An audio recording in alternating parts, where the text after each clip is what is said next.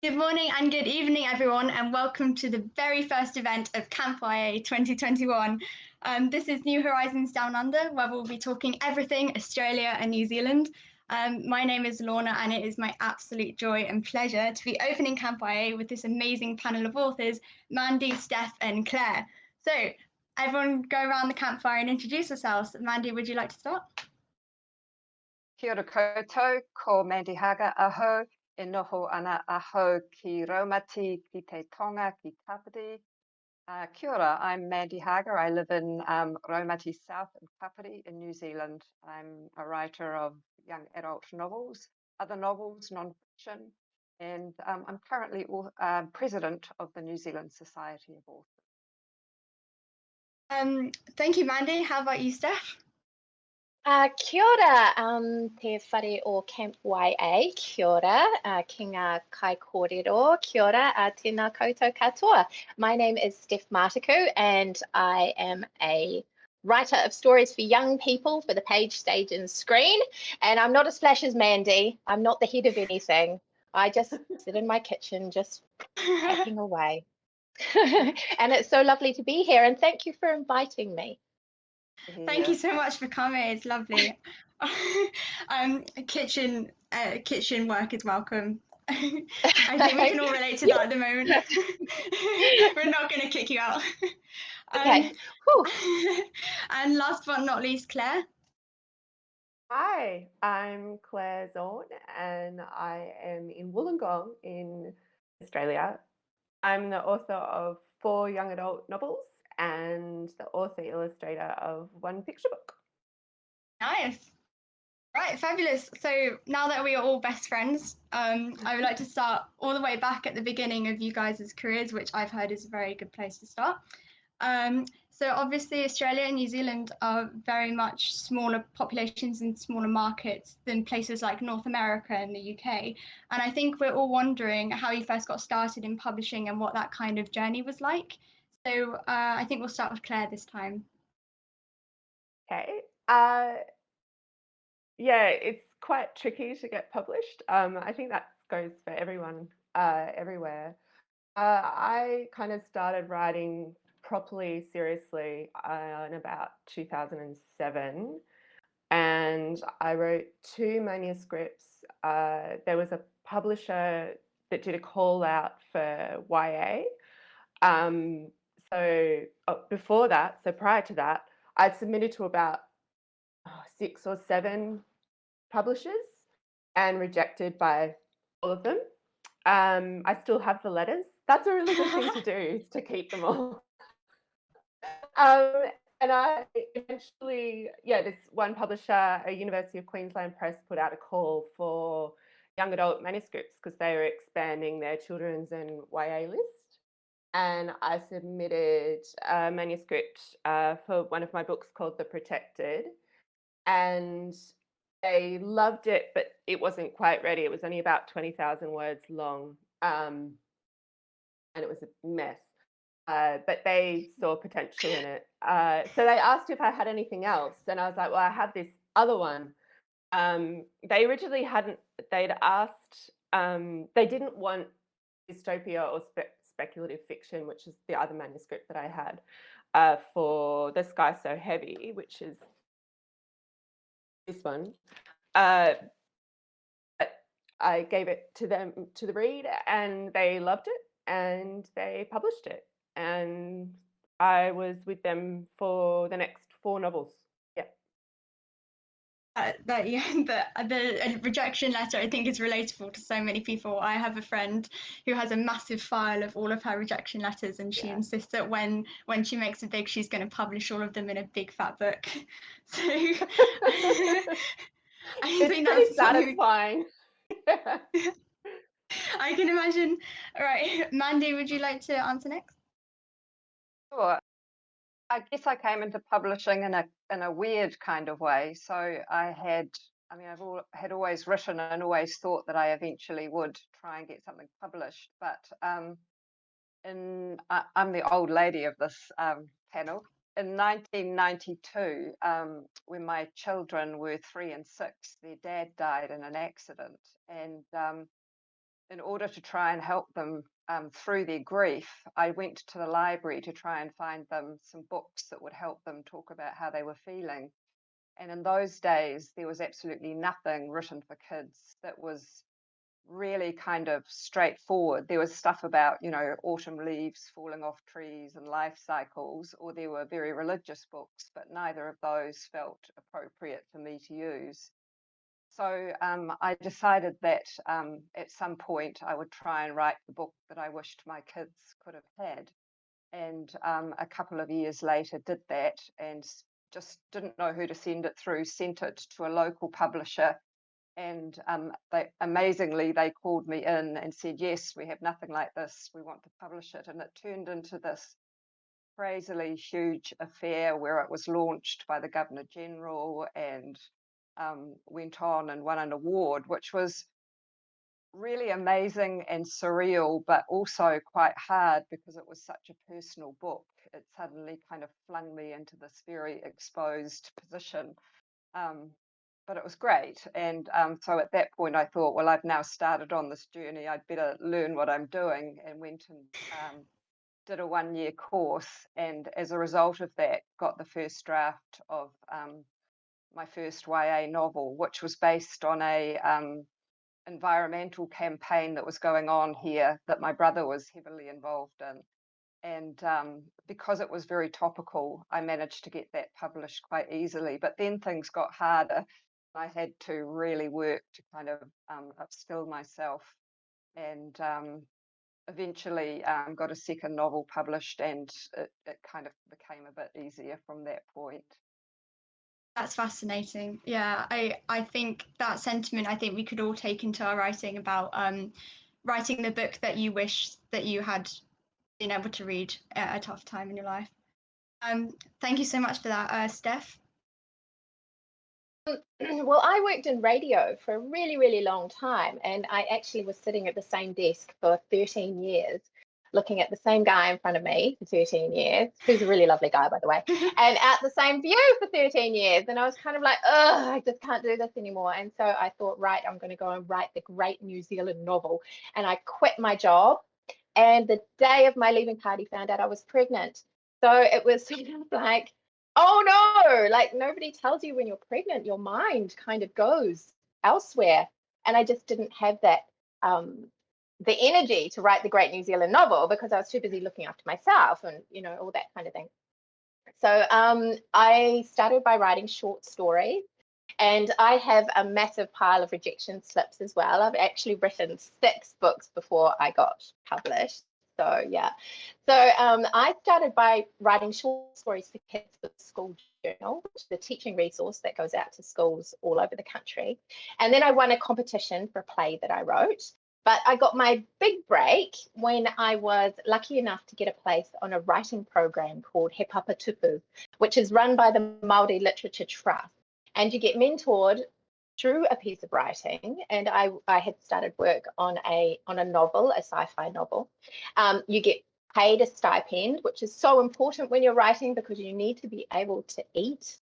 And at the end, you get the chance to be published by Hoia Publishers, which is one of the leading small independent publishers in New Zealand, and one of only a few, a tiny, tiny few that focuses on Māori authors and Māori writing. So I got through the program and they published my first book, and everything sort of steamrolled from there. So I just had my 3rd book come out a couple of weeks ago, which was really exciting. And I've got 2 more coming out later on this year. So, Wow. so yeah, that's my journey. Yeah. I mean, it sounds really fast, but there was a lot of angst, a lot of rejection, a lot of, oh my gosh, what am I doing? Is this the right thing for me? You know, and I was writing short stories and plays and romances, you know, just trying to find my voice and trying to figure out who I was and what kind of writing I like to do best. So yeah, I'm pretty sure I'm pretty sure that story could be the next great New Zealand novel. There's so many plot twists. But yeah, while we're talking about like stuff like that, now that we've touched on that, I would really like to know how your personal background affects your writing. So Mandy, would you like to start this time? Sure. Well, I was raised by quite amazing parents, really. My father escaped from Austria because his father was Jewish, so he had a kind of fraught childhood and was very interested in social justice because of it. And my mother was born in Zanzibar, and so she had a real interest in in human rights issues from what she'd observed. So we were raised to be outspoken, of what was going on around us. And so I guess that has really infused stuff that I write. And most things that I write have a kind of activist or social justice or human rights element, kind of looking at who's controlling, power and control issues, race, religion, politics, personal. But also, my background is as a teacher, and I really love young people and feel that we don't give them enough credit for their activism and their interest in the world. And so I like to write books that show their creativity and resilience and how they can overcome hardship.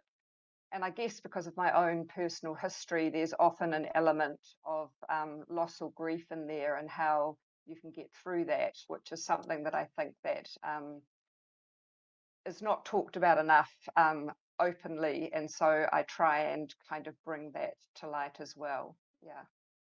Yeah, that's perfect. I completely agree about young people. I think it's so often they're underestimated, that I think it's really important to tell their stories.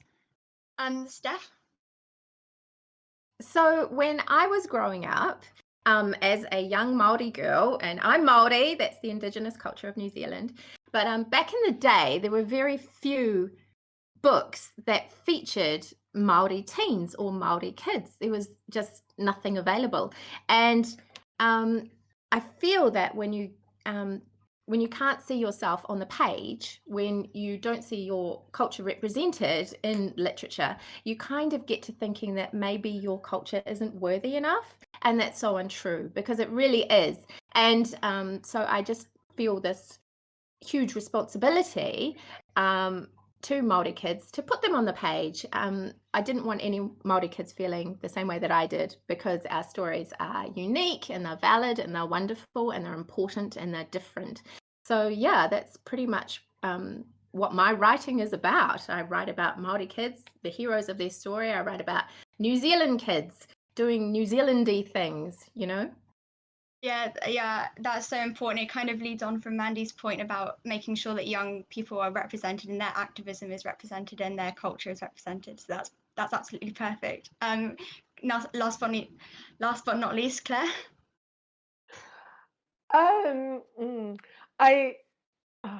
Sorry, had a blank. I just need to cough. Sorry. Okay. Sorry. I think for me, I grew up in the Blue Mountains in Australia, obviously, and it's kind of well, it's in the mountains and it's like a villagey kind of area, and it's quite a kind of a small community. So not everyone knows each other, but it is kind of a small world. And so I've found that I do write a lot about kind of feeling a bit emotionally isolated. My characters often feel quite alone. So I don't know what that says about my background, but it's often that way in my books. And they've all, except for the one that's published there, One Would Think the Deep, they're all kind of set in the Blue Mountains. Yeah, that's impacted it a lot. I think I wrote The Protected largely, I think, because of my experiences at high school, and the way that my high school dealt with grief. We had a lot of deaths at my school, and it was not talked about. So there was some really intense things that happened, and we were kind of told. I remember being in class and being told, you might have heard something about what's happened. Please don't gossip about it. There's no need to talk about it. And that was it. So I ended up, I think, writing about grief a lot and about ways that people deal with it. Um, yeah, it's such a broad question because I think everything we do informs our writing in some way. Yeah. Yeah, I completely agree. Yeah. And also leading on from that, obviously you have books set in Australia and New Zealand, and last year we had a really fascinating conversation with our South African panel about why they chose to set their books in their home country rather than set it overseas where there might have been a bigger marketing budget and like bigger publishers to publish it. So Steph, would you like to start this time? Sure.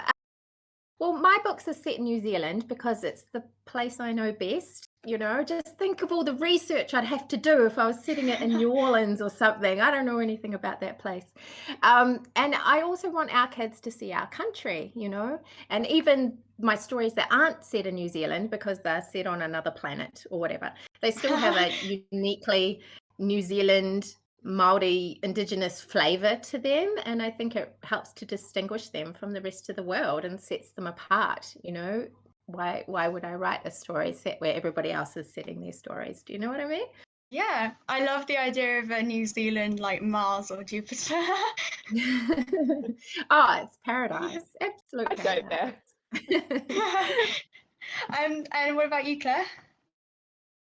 Again, I don't know how to write about a place that you've never lived in or been to for very long. I mean, I hadn't been overseas until I was like 28. So we're a long way from everywhere else. You guys in New Zealand must feel that as well. It's like we don't have any options. Like you got to get on a plane for 1,000 hours. Yeah, so I think it's like, how do you write about? I don't know how people would possibly write about a place that they haven't spent a lot of time in. I've recently been working on a book that I wanted to have partly set in Amsterdam and Berlin and New York. And I've been to Amsterdam for like a week and Berlin for a week.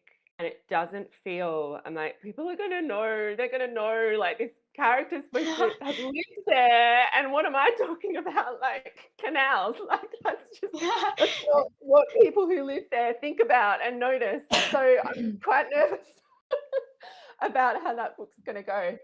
Yeah, and I wanted to write. Yeah, oh my goodness, it's going to be like effectively a fantasy novel. Yeah, I wanted to write about New York as well, and I was supposed to go to New York last year. We all know what happened last year. We don't talk about that. Yeah, well, I'm in week 8 of lockdown, so yeah, I don't know how you would write about anything else. And you know the intricate things of the area that you've lived in for a long time. Yeah, so I don't know how you do it. Mandy, do you have anything to add about that? Or is it kind of the same sentiment? Kind of, although actually I have written about other places, but they're all places that I've been to. I don't think I could do it if I hadn't actually been there, because you need to be able to walk through and kind of look at all the quirky little things that writers notice and nobody else does, and you know, the sounds and the smells and all that sensory stuff. But mainly, I guess most of my writing is either set here or in the Pacific, because I do believe we should tell our own stories, and I think that there has been too much of a kind of homogenization of voices, and that it's really important that we get other worldviews. We think differently from other cultures, and we have different, you know, because we have the richest Maori and Pacific culture, I think that changes us, and I think it's important we write about that stuff. But also, I want kids to recognise themselves in the stories, and I'm writing for New Zealand readers, so I want them to be able to kind of say, oh my God, I went there, I know that, or I've heard that music, or I've seen that thing before. I think that's how we connect with story. Yeah, I think it's sorry. Oh, so I just wanted to say that I set one of my stories in the New Zealand bush, but because I'm so terrible at research, I made it an imaginary place so I wouldn't have to research what kind of trees were there or which kind of birds sort of frequented that area of the bush. Yeah. Life hack. Sorry. No, yeah, I mean, I think oh, no, can I don't. add Yeah. something? Yeah, yeah. Just about kids or teenagers recognizing when they read some way that they know, I think is incredibly powerful. Like one of my books is set pretty much entirely in the Blue Mountains and then in Sydney, where everything's gone wrong. It's a nuclear winter. It's not great. But what I've found from students is that they love, students in New South Wales, particularly, like the Blue Mountains is a place where people go often as tourists. But people in Sydney, it's so familiar. And, when the story kind of moves on to Sydney, they're like, I know that place, and it's so different for them because they're used to reading so much that's set in America, so much that it's quite a thrill when they read about somewhere that they know really well. I think it makes a story so much more immersive and more accessible for them. Yeah, agree. Totally agree. Yeah, it's such a special feeling. I know London isn't the most original place to set a book, but it's a special feeling when they write about the London Eye and you're like, I've been there. So I don't think that's as original as the Blue Mountains, unfortunately. And also following on from that, I was wondering if you guys ever felt any like massive pressure or like a weight on your shoulders about writing on behalf of your country, kind of on the world stage, because of those like smaller markets we talked about, but also because of the like limited representation of Australian and New Zealand books in like North America and the UK. Claire, would you like to start again? Well, I think when you're starting out writing, well, for me, like I certainly wasn't feeling any pressure because I didn't believe that I'd ever get published. So there's an amount of freedom that comes when you're trying to get started and that you don't have much weight. There's no expectation because you're nobody. So I kind of don't, that's something that kind of comes a bit later. And even then, like, you don't know whether you're going to get an international publishing deal. That's actually doesn't happen that often. And I know a lot of writers that have written a lot here and are published here and haven't been published overseas. But I do feel that as I'm kind of moving along in my career, and it is frustrating, the books that you've written that don't get published overseas. Now I would like to, I mean, I mentioned my attempts at Amsterdam and Berlin, like, but I seriously do feel that it's beneficial, like, for your career to try and bring those elements in. But it's hard because you don't want to be faking it either. Yeah. And I've pretty much said on record that I'm going to be faking it. So we'll see how that goes. Canals. Canals, all canals and like little houses pushed together. Yeah. It's all contained on here. This is evidence. You can't take it back. I've been there. Like, I was there. So that helps. Steph, do you have anything to add? Yeah, like I don't really think of myself as a New Zealand author because my books only come out in New Zealand. So it's sort of like, well, that's just obvious. But I think of myself as a Māori author, which sort of, is another distinction, another nuance.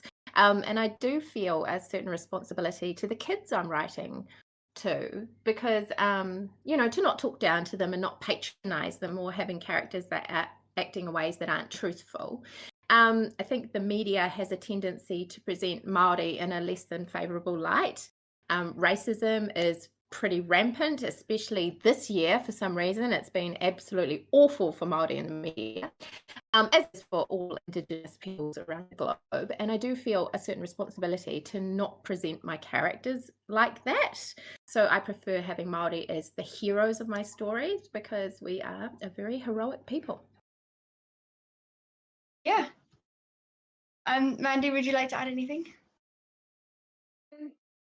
Yes, I mean, I think that I think something I've noticed since I started writing here is that I think people used to write about Maori but not be Maori because they weren't being published. And I think there's much more of an awareness now that Māori should be telling their own stories, not having them told about them. So I think that's been a change here. I guess for me, I don't so much think about the responsibility of writing for my country. And I have to say that there is a part of me that's very resistant to that idea that we should somehow bland out our voice to be like, so that overseas readers can read us. You know, we've had to read, we read overseas readers all the time and have no issue with it and just accept that that's a different culture. And I don't see why it shouldn't go both ways.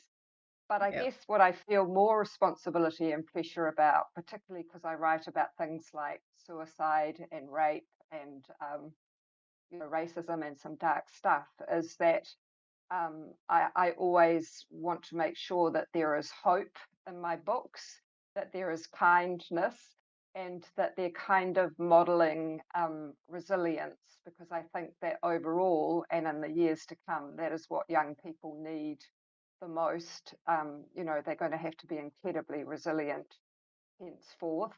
And so that is the thing that I feel way more responsibility about than trying to make my books something that feel like everybody else's books. Yeah, that's opened up a really fantastic conversation about the place of hope, particularly in young adult books. Claire or Steph, do you have anything to add on Mandy's wonderful point? We don't want to interrupt each other, I don't think. Go for it. Anything I say is just going to be less than that. So,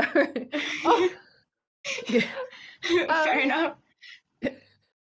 I think that's the really beautiful thing about writing YA, is there is so much room for hope in the stories, because you're writing about characters that have huge futures potentially. And I think I do feel a weight of responsibility, but it's not really a weight. It's like an opportunity more to just really, yeah, it's more about just including a sense of light. Like Mandy, I've written a lot about grief, and there's some heavy stuff that happens in my books.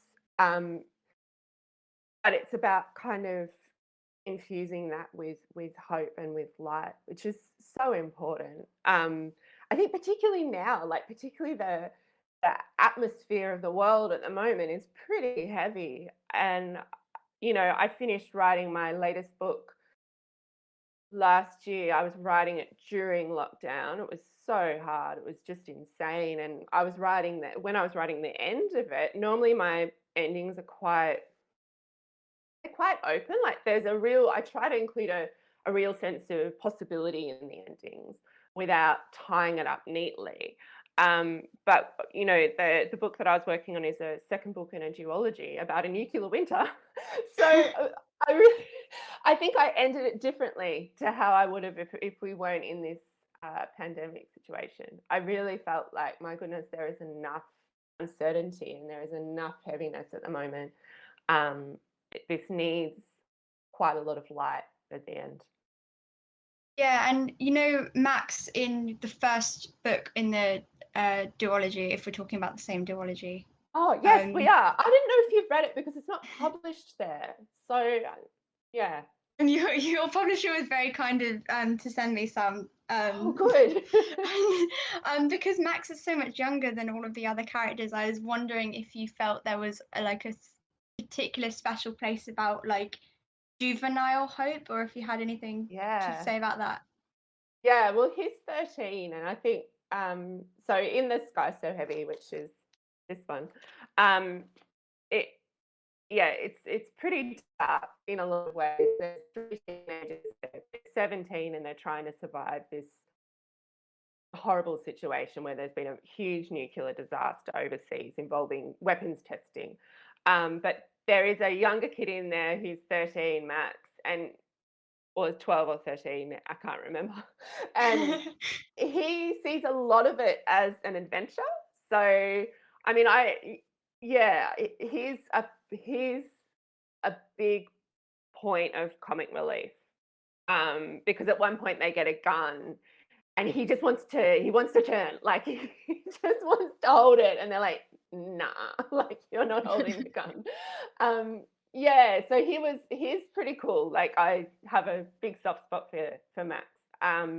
Yeah, he really carries a lot of humor throughout the novel. Because kids are, I mean, I'm sure you guys find this as well, like in your writing, kids are they're super resilient, and they are so good at adapting to a situation.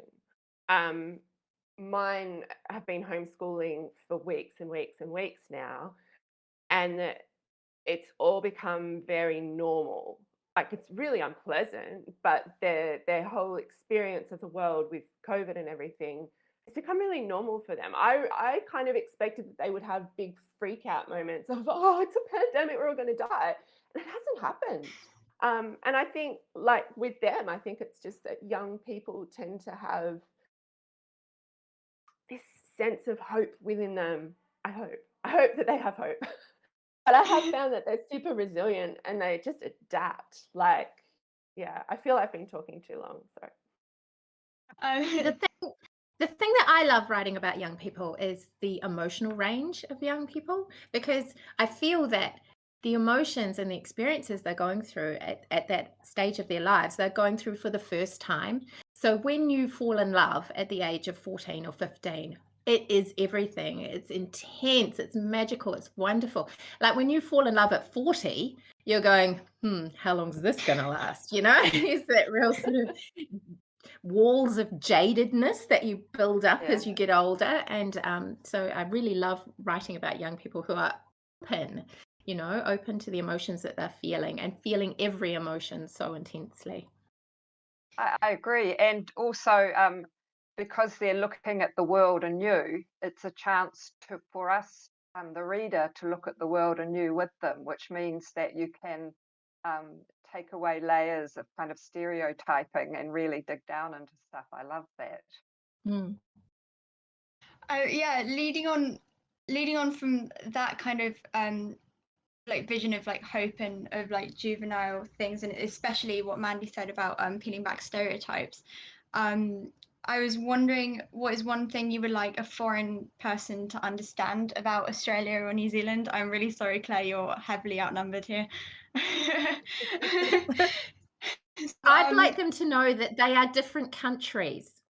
Australia and New Zealand are different. Yeah, and if you can't pick an Australian accent and a New Zealand accent, I do not know what is going on. Like Australian accent sounds so different to me than a New Zealand accent. Same. Yours is better. I would say that straight up. Yours is better. Ours is the hot take. Okay.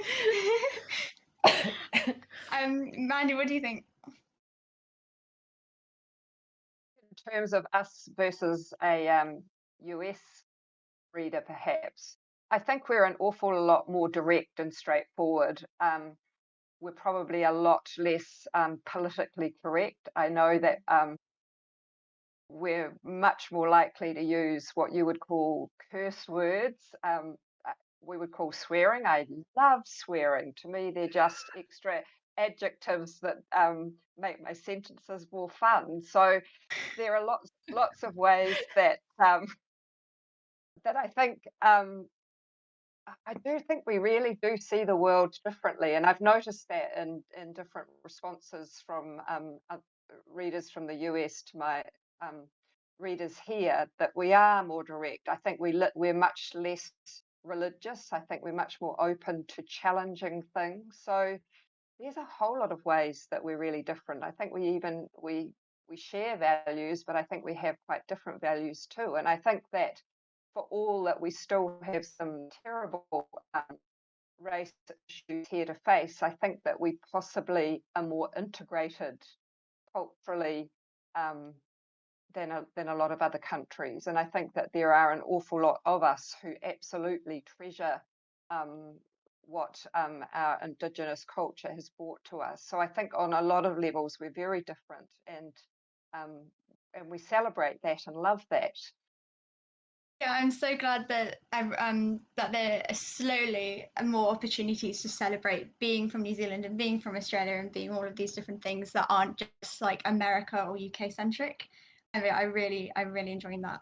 Claire, do you have anything to add? Oh, just on the point that Australia and New Zealand are very different. I'm quite embarrassed to say that I thought that we were quite similar until I went to New Zealand. And I think that's because like we have a lot of New Zealanders here, so you often know a lot of them. And culture, sometimes I think culturally, like our humour is very similar. Um, but in terms of like a setting, like a environment, it's very different. No bindies. You guys don't have bindies, do you? You don't have the spiky things in grass that like stick into your feet in summer? Oh, I thought you meant like a bindi, like a Same. yeah. No, see, wait, that's a difference. No, I'm talking about the little spiky things in grass. Like here in summer, it's pretty much impossible to walk barefoot across the grass because there's just spikes everywhere. But when I was With in New Zealand, it freckles. was soft and beautiful. Maybe I was in the wrong season. But the forests are different, the grass is different. It's better. Look, I will say that New Zealand better than Australia. So number one on the agenda is that we need the Americans to know that New Zealand grass is better than Australian grass. I have a thing about walking barefoot on grass, and I found it very pleasant in New Zealand. I love that. That's my favorite thing. Sorry, it's a really random thing to say. It's not very profound. No, it is profound. I reckon. I was wondering, Mandy and Steph in particular, do you have any problem with like the stereotypes that kind of come with New Zealand, like there are more sheep than people, and that you're all hobbits and stuff like that? One thing that is driving me crazy at the moment on Twitter is about the pandemic and how they think that we don't have community transmission of COVID. We haven't had COVID in the community for a very, very long time. That they think we're all trapped in COVID camps. I see that a lot, COVID camps, and that we're all locked up and we can't go anywhere and we're, under military guard. It's nonsense. It is not a thing. It really isn't. That Well, drives think me twice nuts. if you need help. Yeah. No, no, not a thing. Yeah, that's really true. I notice a lot of that. In fact, I read this morning, I saw a video that somebody spliced together that seemed to have our Prime Minister saying that if people didn't obey her, she was going to put ankle bracelets on them and trap them at home. Just absolutely bizarre. She's is got not a baby. enough. She doesn't have time to do that. No. That's ridiculous. That's crazy. I've never heard of that. Well, so my kids watch too much YouTube, and they've come across a lot of American YouTubers who just don't think Australia exists. So it's similar to the theories about the moon, about how it's all like a film set. Apparently, we're not here. We're all on a film set. Not true. Like we the are. show. That's crazy. Yeah, just like I've the been TV show. Yeah. I've been paid by the FBI to hold this panel and to prove it don't exist. Moving on swiftly, but also staying on the same point about the pandemic.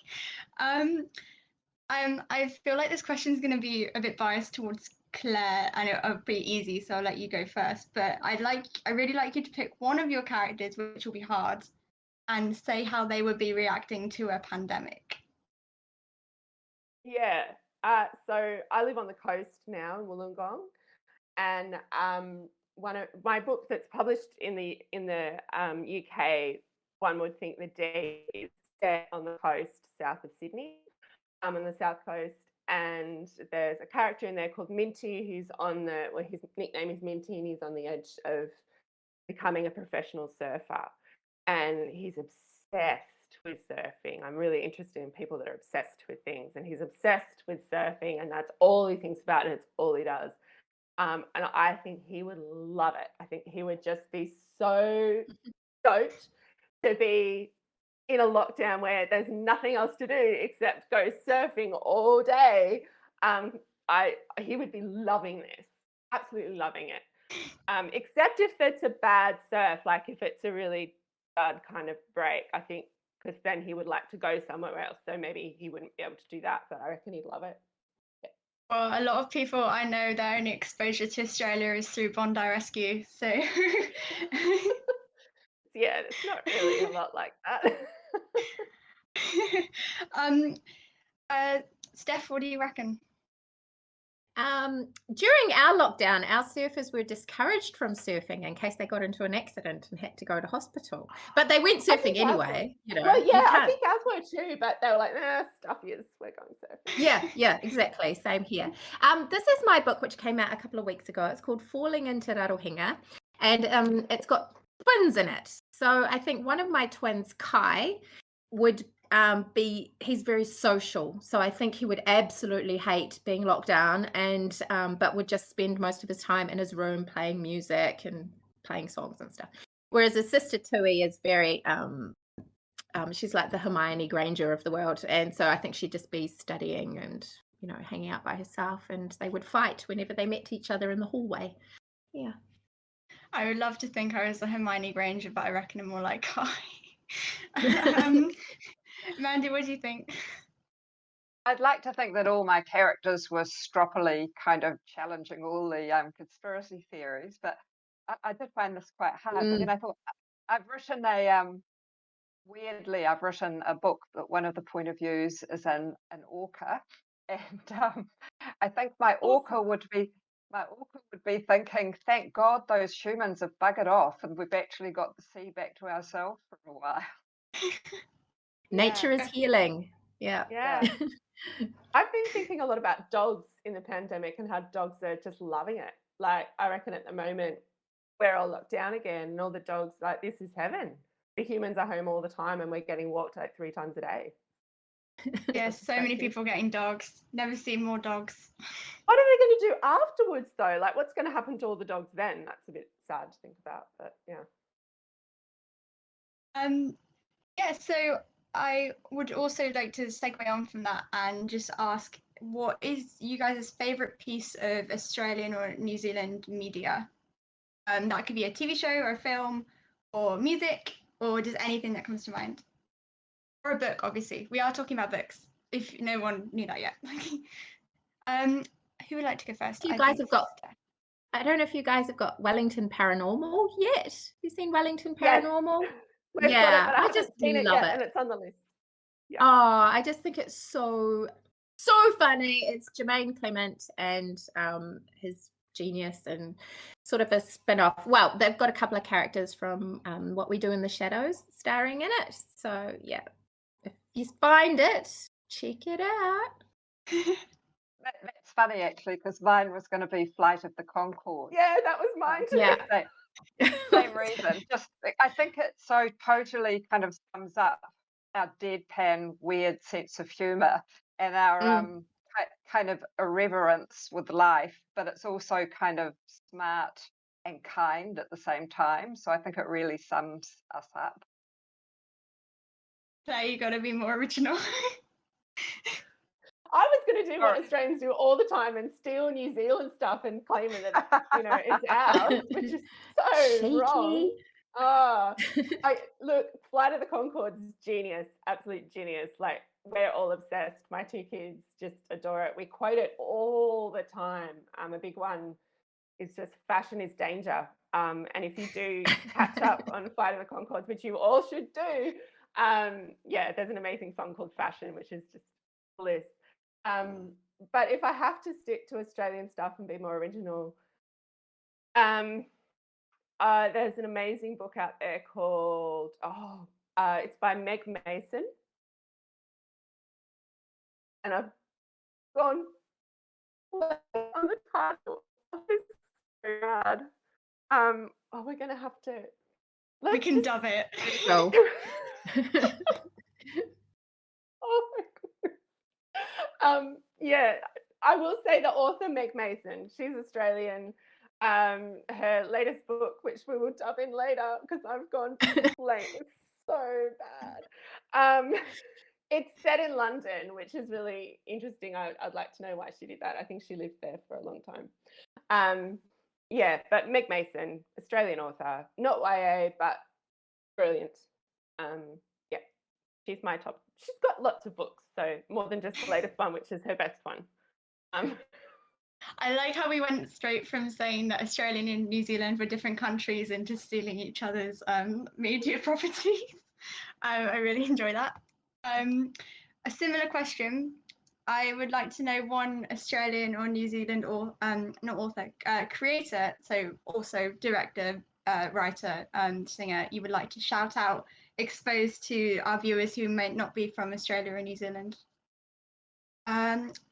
Mandy, would you like to go first?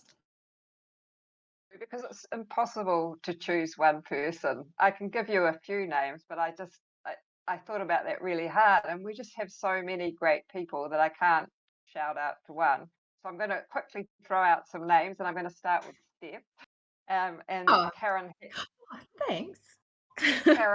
Karen Healy, Elizabeth Knox, Margaret Mahi, Morris G, Fleur Beale, Witi Hiriaka, Tina Shaw, Cheryl Jordan, Bryn Murray. We have so many amazing writers that I think that people just have to really go and explore because they're extraordinary.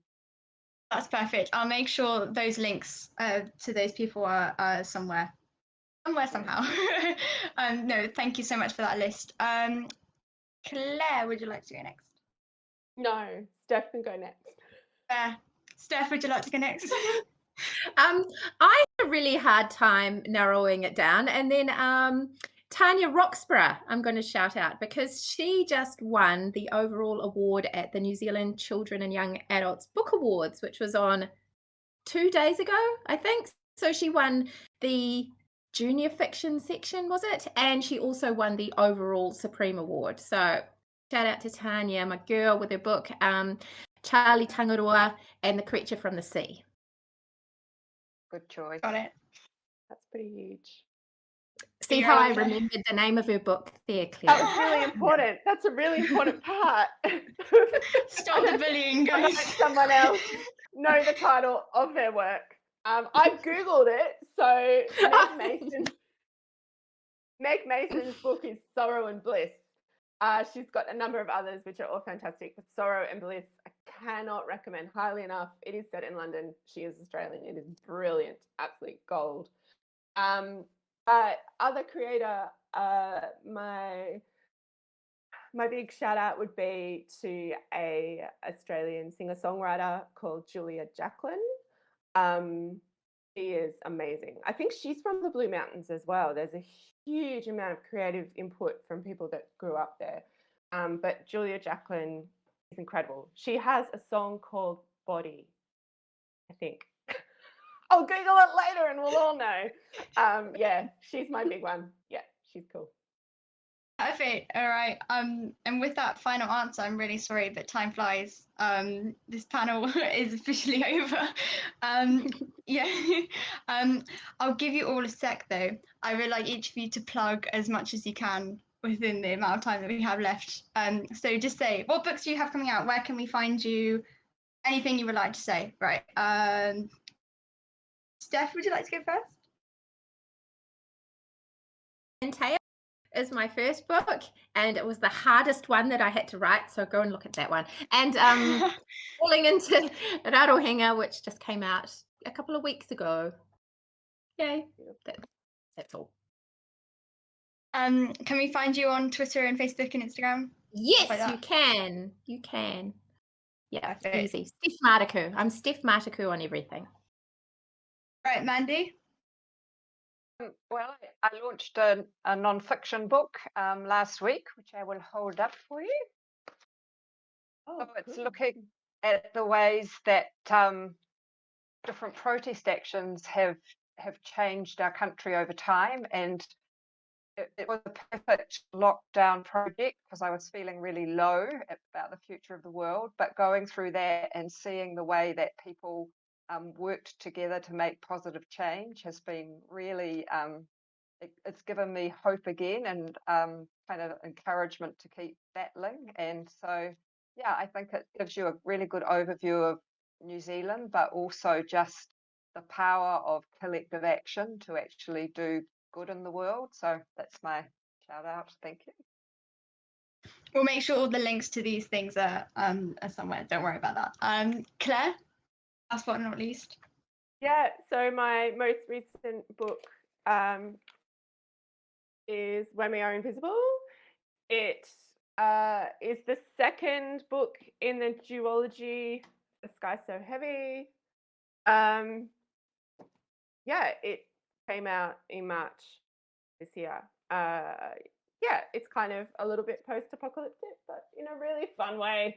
Yeah, so I don't think The Sky So Heavy and When We Are Invisible are published. Well, then I know they're not in the UK, which is strange to me because The Sky So Heavy is my most successful book, and so this is just a bit of pressure on publishers over there. Feel free to hound them so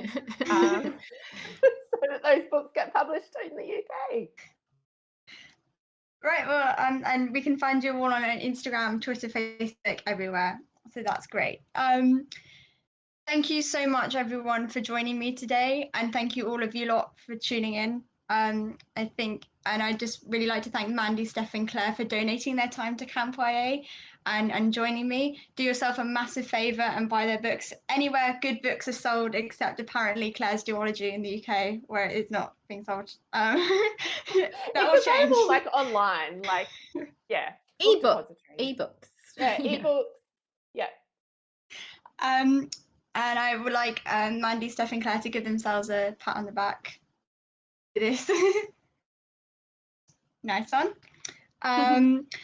While you are enjoying the rest of our content today and tomorrow, please remember to donate to our charity partner Room to Read to support them in their fight to create a world free from illiteracy and gender inequality. It would really mean a lot to everyone. I've been Lorna, and this has been New Horizons Down Under. Stay tuned for more of Camp YA coming up very soon. Goodbye.